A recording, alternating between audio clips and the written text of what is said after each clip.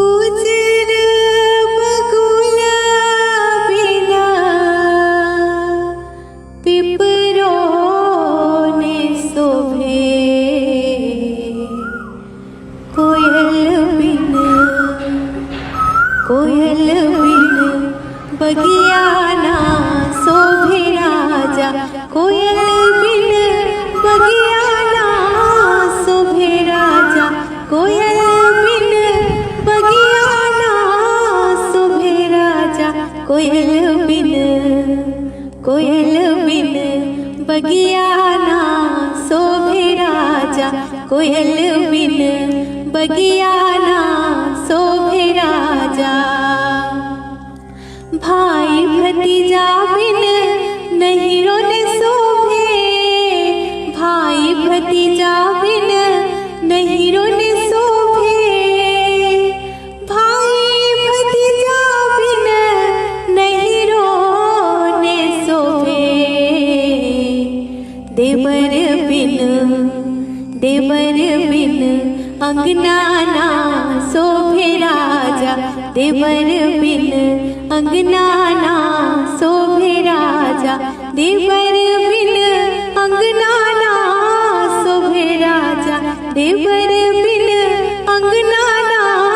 शोभे राजा, कोयल बिन बगिया ना शोभे राजा। सास ससुर बिन सासुरों ने शोभे, सास ससुर बिन सासुरों ने शोभे, सास ससुर बिन सासुरों ने शोभे, सैयारे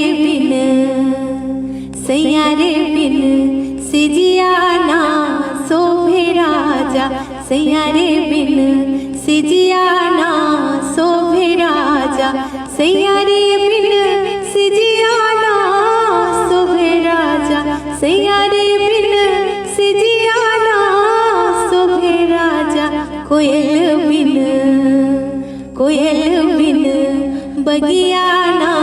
शोभे राजा, कोयल बिन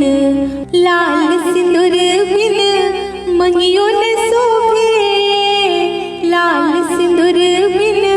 मंगियों ने शोभे, लाल सिंदूर बिन मंगियों ने शोभे, बालक बिन गोदिया ना शोभे राजा, बालक बिन गोदिया ना शोभे राजा, बालक बिन गोदिया ना शोभे राजा, बालक बिन गोदिया ना